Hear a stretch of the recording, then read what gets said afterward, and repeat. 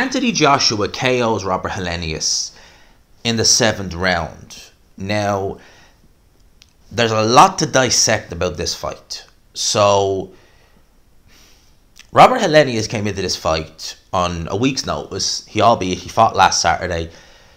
Came into this fight, the original opponent was Dylan White. Now, from the ring walk, Joshua tends to look nervous when he comes to the ring at the best of times. You've always noticed that about him. He does tend to, I'd say he feels it, feels the atmosphere, feels everything. He tends to look nervous.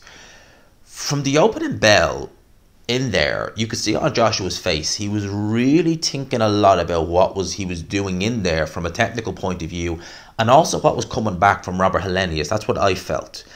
The jab from Robert Helenius, which I really thought Joshua's jab would be. Joshua's jab was more consistent, right? It was a more snappy jab. But Helenius had a lot of success with his. And Joshua, as I said, he had this stoic concentration look on his face the whole way through. I felt it was because he knew, and he obviously felt from early on, that Helenius had power and he wanted to be careful. He seemed very wary to pull the trigger. And I think it stems from the fact that Helenius landed the first meaningful shot of this fight in the first round. He landed a jab, and he actually swarmed Joshua very briefly and landed a couple of shots. Joshua blocked a lot of them. But I get the impression he felt the power then and there and thought, okay, I need to be careful. I think he was wary because Helenius has a very, very good right hand. He was wary about the right hand from Robert Helenius, and I think that was the shot primarily he was looking to avoid. Now, Helenius didn't really throw it too much to the head. He did throw it to the body, which is something that I've often felt that Joshua doesn't like, when people throw to his body. Helenius was doing that with the right hand. Joshua was looking for the right hand, but wasn't looking enough at the jab. And if you look at Anthony Joshua's face after this fight, he had blood coming from his nose, and he had a bit of swelling under his left eye. That, for me, is not a good look. It wasn't a good look with how easy the jab was able to land by Robert Helenius. Robert Helenius definitely won rounds in here. So Joshua didn't really do much in the first round. I think he really just took a look, and gradually he got more aggressive as the fight went on. But Joshua in this fight, look, he stopped him in the 7th round. It was a beautiful right hand. He jabbed to the head, jabbed to the body, brought the arms of Robert Helenius down, landed a right hand. Helenius was done. He really could have done that earlier. He really could have. He seemed so tentative throughout this fight to throw shots, to even take a risk like that. At the end of the day, all it was a jab to the head, bring it down to the body, you brought the guard down of Helenius, boom, right hand, it's done. I think something like that could have been done a lot earlier, personally. And I think with Joshua, he was so tentative, he was so worried about what was coming back, and he was overthinking a lot. But he was overthinking so much about some of the other offensive shots that Robert Helenius was throwing. He was neglecting the jab, which is so basic. I mean, the defense from a jab, you shouldn't be getting hit as frequently from the jab. And some people are going to say, gee, you're being a bit harsh on Josh's performance.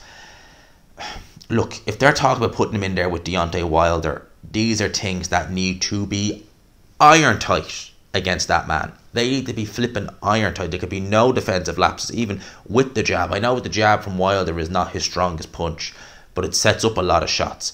And he's going to be more willing to throw a right hand following the jab. So Joshua's going to want to be on his guard 100% from that. In terms of what he did well, as I said, his jab was on point, was Joshua. It was more consistent than Robert Helenius. He looked to land the left hook, but Helenius had that well touted. But as I said, once he opened up a little bit, I always felt that with Joshua, he was looking to counter, and he was. But when I was seeing from Helenius, I was seeing a guy who was upright, who has very poor footwork, very poor balance. And if you actually just can back this guy up, open up the combinations, you've had it, or he's had it. And I think that's exactly what was going to happen. And I think Joshua, again, the critique I have, he could have done that a lot earlier. He could have opened up on Helenius earlier. He could have got him out of there a little bit earlier than I think he should have. And I think the knockout will help his confidence. It will. It's a devastating knockout. It's a big knockout. It will help. But I think that the fact that it went 7 rounds, and I wasn't listening to the commentary, I wasn't listening to anything that was going on in the arena, but there was people commenting on the watch along saying that some of the fans were maybe getting a little bit animated in the wrong sense because there wasn't much action going. There certainly wasn't. So I do think that there is, look, I think Gerald Washington, in hindsight, it is 2020, maybe that would have been the better idea, because I think, judging by how he looked, Joshua would have got rid of him like that. It might have helped his confidence a bit more going in there with Gerald Washington, as opposed to Robert Helenius taking so many jabs, having a bloody nose, and then having to, go 7 rounds where you really could have done it earlier. Am I being too harsh?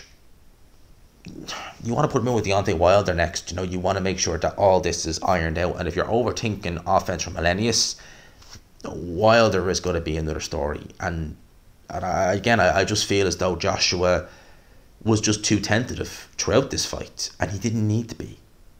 He needed to be tentative to a certain extent, actually, yes. But when it was apparent that Helenius was not going to be accurate with his main power shots, you should have just said, right, I'm backing you up to the ropes, I'm letting go.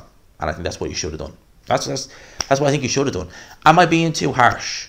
Or were you looking at this performance thinking, no, I was impressed?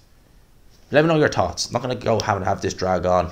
That's my thoughts on the Joshua Helenius fight. Let me know your thoughts in the comment section below.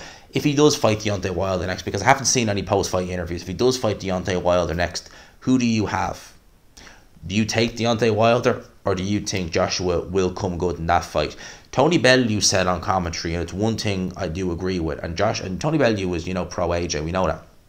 They said AJ is still in a rehabilitation. He is in rehabilitation still. He needs some more rehabilitation fights, in my opinion.